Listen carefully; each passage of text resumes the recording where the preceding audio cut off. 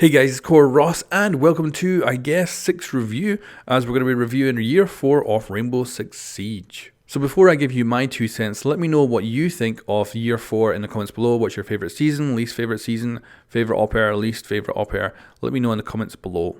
Now let's begin the review with Operation Burnt Horizon, of course the first season of Year 4. Now this season was a really strong start to the year. I fell in love with Gridlock right off the bat. She just plays to my strength as a player, and I've had so much fun making strategies with her and just winning games with her ability. And even her loadout I really love. And I actually use her LMG, which I don't use an LMG on any other character. So to finally have an LMG I like is really nice. Mozzie as well is a great operator. Right from the get-go I knew he was great, but it took me at least, I think, 2 seasons. It wasn't really till Ember Eyes where I started to actually become good with him. I really had to learn how to multitask with that operator well, and once I figured that out, I was just kicking ass with him and really enjoy him. He's so much fun. And he's got such a great loadout as well. Really enjoy using his weapons. But moving on, we have the map for this season. So that was Outback. This was probably the weakest part of the season for me. I just don't enjoy it. Even to this day, I really don't enjoy it. I don't like attacking on it, and I don't like defending on it. Normally, when I dislike a map, I'll at least be good on either defense or attack. But this map, I just cannot figure out how to attack it well, and I can't figure out how to defend it well. It just never feels good for me. However, though, I have had some good matches on it, so it's not the worst map in the world, and it does actually feel relatively balanced for me. Then we had the April Fool's event.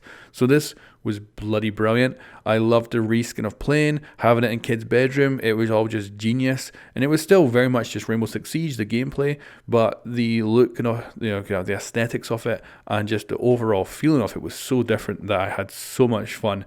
And it was one of the ones where we had a little bit of data mined information, but for the most part, it was a huge surprise when it hit, and it was so nice to play. Really enjoyed it. So Burnt Horizon overall was one of the best seasons for me. It didn't have everything, but it had a lot of really good stuff about it. Now let's move on to Operation Phantom Sight. So first up, the operators were pretty bad. Nuke and Warden were both really underpowered right from the get-go. They were both kind of boring as well, and they had reused loadouts. Now, the problem I have with this season is just they started off so strong with Burnt Horizon that when we got to Phantom Sight, I was so like, oh, I didn't expect this to suddenly have reused guns. It was like, I thought maybe that would slowly come in as time went on. I wasn't expecting it just to kind of hit a wall. So real disappointing that the devs didn't plan ahead for that eventuality by kind of spreading out the guns over maybe the last couple of years or something. Maybe, getting some reused guns in there to kind of get us used to it.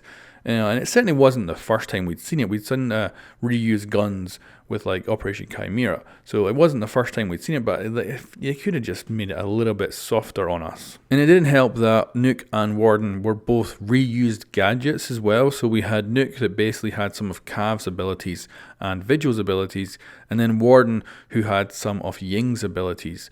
So I would have loved to have seen at least one of those operators be quite different, which I think is probably what they plan to do.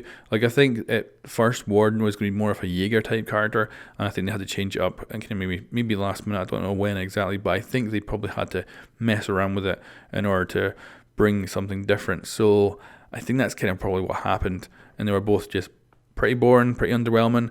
Like, Nuke can be used really well, and she can be very powerful, and even Warden in the right situation can be very powerful, but they are just mostly, I think, quite boring. However, what they did really well was character design. Nuke's character design is awesome, and I think Warden's character design is also awesome as well.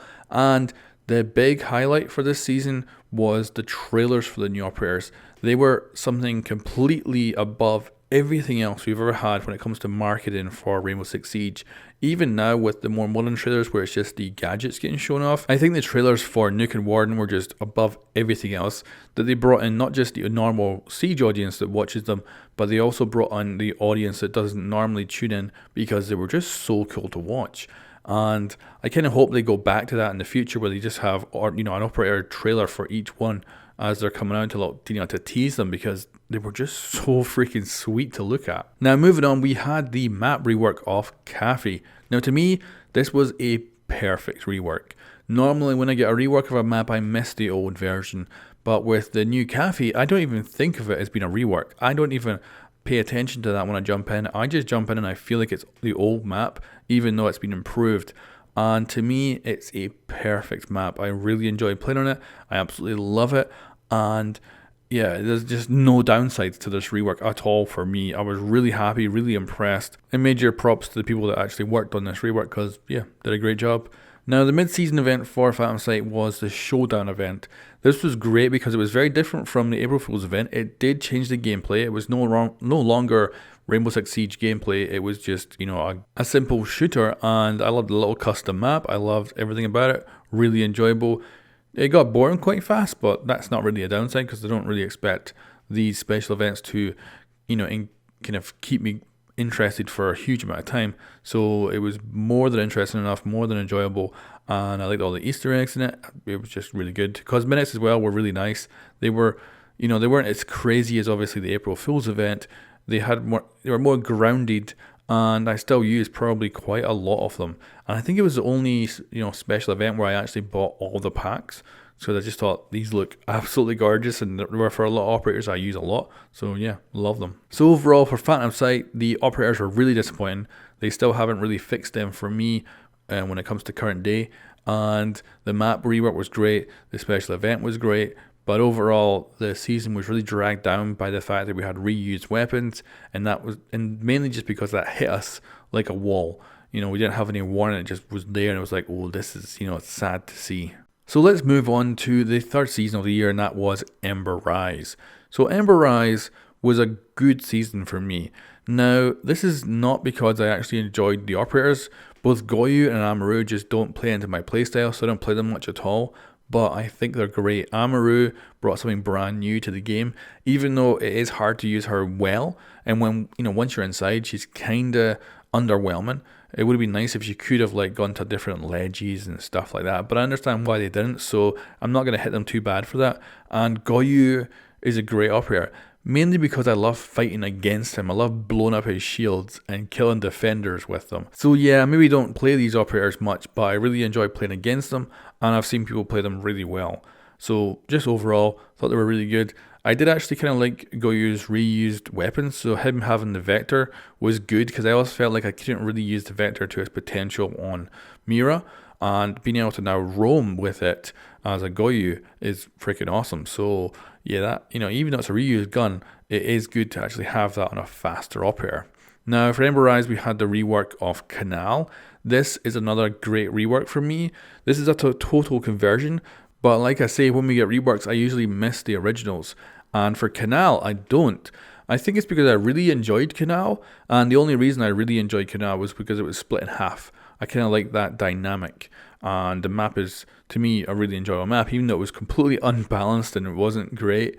You could take people by surprise every so often, and I really enjoyed that. So with Canal's rework, they basically just redid it completely, because it still has this split up kind of architecture. I still love it, and I don't miss the old version. I still feel like I get everything I want out of this new Canal that I got out of the old one, plus now it actually feels like it's balanced. So really enjoy playing the rework, and the aesthetics of it look really nice. I love how it looks. Now the mid-season event for Ember Eyes was the Halloween event. This was freaking awesome. I loved this so much. This was the first event where I really felt like it was perfect to play with friends. You could always obviously play the other ones with friends, but you could also jump into those ones solo. This one was amazing with friends. It was so much funny. Hearing everyone having their jump scares as someone came smashing through a wall or stuff like that was just so well done and really enjoyable. It was very unbalanced and all over the place, but I don't matter about balance in these special events, so yeah, perfect event, absolutely awesome. Even the cosmetics were great. Normally, I prefer the more down-to-earth cosmetics, and these ones were the most out there, even compared to the April Fool's events one. I think these ones were even a step above that, and I love them. I love how freaking crazy some of the characters looked, and I don't have a problem with those being in the game because I think they're so goddamn good. So overall, for Ember Eyes, even though it was a season that I didn't really get operators that fell into my skill set, they really, to me, are enjoyable to play against, and I really enjoy just overall what they brought to Rainbow Six Siege, and they did kind of change things up. Like now you cannot be entirely sure about every single window in the game because Amaru could just bust through any second. And of course with Goyu, I always have this thought whenever I see a deployable shield, I'm like, is that a Goyu shield or is that a normal shield? And it adds a little bit more of an element of danger whenever I'm up against those operators. So it's pretty goddamn excellent, I think. Yeah, final verdict of Ember Eyes was that it was a really good season and I really enjoyed it. Now that brings us to the final season of the year, and that is Operation Shifting Tides. So this is, to me, an interesting season. Of course, the final season of the year, there was no major big surprises or anything unusual about this season, but it brought us, to me, two great operators. So first up is Cali, who I freaking love. I love using her sniper. Even though I use a controller, I don't know what it is. I've been playing her on PC a lot, and for some reason, freaking love using her sniper rifle. So yeah, Cali for me has just been a surprise hit, and absolutely love her because it doesn't play into my skill set, but I play her a lot because I find her so much fun. So yeah, awesome character. Then Wamai is great as well. Now I find him. This is the thing, right? A lot of people really find it very easy to play Jaeger, and I don't like playing Jaeger. I find him very, very boring. Wamai, for me, is like a more interesting Jaeger. I really enjoy using his ability. You can be a bit more creative with it, and overall, I just feel like it's a cool element. His gun, though, even though I love it using that gun, it is such a slow rate of fire compared to other defenders that I miss the nice fire rate of an SMG. But overall, Wamai is an enjoyable operator to use. These two operators also bring something else that no other season this year really brought, and that was complexity. Like the other operators in the year were all relatively simple. There was a few complex operators in there with their abilities, but when it came to Kali and Wamai, they really brought a lot of complexity to it. Like Kali, of course, her sniper rifle is complex in the way it works, but then also the gadgets she can fire out has that added complexity too that really mixed things up. And they successfully made a sniper that's actually good in Siege without having horrible balancing issues. So I think they really nailed it with Kali. And Wamai's ability is also really fun. I like the fact it charges up over time. I like you can get really creative with it, that it can sub a few other things that Jaeger can and stuff like that. It is really enjoyable, and even though I don't get to see the fruits of my labor, because normally I just see the points come up on the screen, let me know that I've captured a projectile rather than seeing what happens, it's still cool to know that I've just completely messed up something that was part of someone's plan to potentially get into an objective room or stuff like that. I just potentially slowed them down or made it worse for them. So overall, love both characters. Now, we also got the reworked theme park. Now, I did not like theme park to begin with, so I had no issue with them reworking it. And I'm not a big fan of the new one.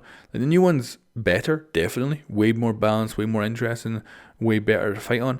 But overall, I kind of feel like it's a bit bland. I miss the trains in the middle. I wish they could have figured out a way to keep them, whether that being splitting the building in half like they did with Canal, or something, making it so that there really is a difference to the map, because it feels a bit generic when I play it, and I'm like, I'm just not too fussed. I could totally, give or take theme park entirely from the game at this point, but they did make it better, so I'll give them that. Now, the mid-season event will probably actually be the 6 Invitational event, because it'll probably start before the 6 Invitationals, so that'll be Shifting Tides mid-season event, but we did get the Netflix integration. So this was basically, as far as we know anyway, of course we don't know the details of the deals or anything or the reasons, but we could expect money did transfer over here for this event, and it was just terrible because, and the thing is, this is the problem, I actually knew what it was before we found out, because of course they let us know the day before what it was going to be like as they announced it, and we knew it was going to just be bank with hostage and that was going to be it. But even when we already knew and we had low expectations, it was still terrible, because I literally could have just went into the casual playlist at the time and got into bank with hostage, and it would have been exactly the same thing. So jumping into a playlist that was just the same as casual was weird. I would have preferred a simple thing like everyone being Hibana, everyone being Vigil or something like that, or just all having the same cosmetics on or something, and hopefully next time they can do better, but it was really disappointing. They should have known that was going to be terrible right off the bat, I'm surprised they didn't. I'm surprised they didn't do anything else, but I understand why. It's probably, something they wanted to get out really, really quickly. And without much time wasted, it of course could go into fixing bugs or doing other things or getting other events ready for the future. So, yeah. So overall, the Shifting Tide season was really enjoyable. 2 really good operators. The rework to the map is, it's not the most exciting for me, but it is enjoyable, it is balanced, it is, a definite upgrade over the previous one, and I don't miss the previous one. And the mid-season event that we should get looks to be like it's going to be, really exciting. So Shifting Tides is potentially going to be up there with the top seasons once we get everything together, I think. So let's move on to my conclusion for the entirety of year 4. So the operators were a hit. There was a few misses, but I can let them off on that. They didn't do too bad. And I think for the majority of the operators, I really enjoyed them and I play them a lot. Or I really enjoyed playing against them. So I think they did a really good job there. The loadouts were one of the worst things of the year just because they hit so hard so fast. Like if they'd warned us that it was coming, I think we would have been okay. But they didn't warn us, and I think that was the real downside to that. Because I'm okay with the reused weapons, and I hope they do add in some new guns in the future. And even if they don't license any and they just make fictional guns up, I'm fine with that too. Just stuff that looks different, and plays a bit different, that would be fine in my eyes. And then we also had the maps. The reworks for me were perfect. The actual new one was probably the weakest part of all the new maps, whereas the reworks just hit every time for me. They were so well done. Even Theme Park, even though I don't like it particularly, it's still a better map than it was. So I think they did a great job there. Now for the mid-season events, another highlight of the year. Freaking amazing what they were able to do with that. And they've really gone and taken what I expected them to do and doubled it or more. They did an absolutely wonderful job. The cosmetics were good, even though they're paid random packs. I still think they did a good job with it, even though they are, I would say, overpriced. Like I only bought packs for the showdown event, and that was it. I wouldn't suggest other people buy packs because they do look cool, but they're probably not worth it in the long term. But the gameplay from the events were really good. The Netflix one let us down, but that was just a one-off for this year anyway. Of course, there'll probably be more next year, but it was a one-off for that year, and it was obviously their first try, so I will let them off with that. Hopefully they'll do better next time. But the gameplay in the actual full special events was so goddamn good that I can't, fault them at all with it. Really, really well done. So yeah, overall, year 4 was really, really good. It's actually one of my top years for Rainbow Six Siege, and that's just because there was more content than usual. Normally kind of mid-season, it's a bit boring and nothing really happens, and now we have these mid-season events where it really makes it much more interesting. And I also felt that I played the game far more this year than I did last year. I've been enjoying it way, way more, and I've been playing a lot of the new operators much more than I normally would. I usually would have certain operators from previous years that I kept playing, whereas this year I really kept playing a lot of this year's characters and even this season's characters. So it's just been overall, I think, a really good year for Siege, and I also didn't have any major issues with it. Didn't have any major problems. I have seen plenty of people who did, but I seem to dodge a lot of that, and I just didn't have any problems playing it on the Xbox or on the PC. So yeah, overall, really happy with this year. But you guys, let me know what you think of this year in the comments below, and I'll catch you next time.